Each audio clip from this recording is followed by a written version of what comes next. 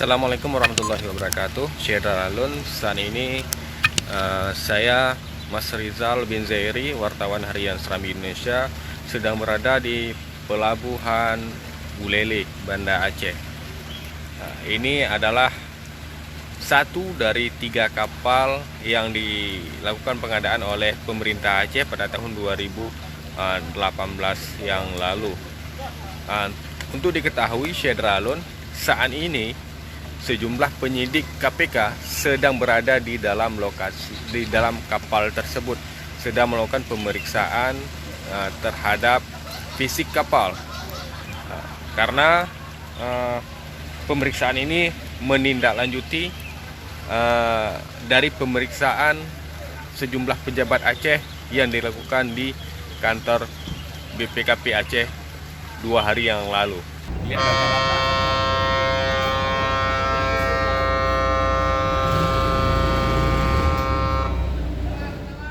Syederalun, penyidik Komisi Pemberantasan Korupsi atau KPK terus mendalami penyelidikan dugaan kasus korupsi pengadaan kapal Aceh Hebat 1, 2, dan 3.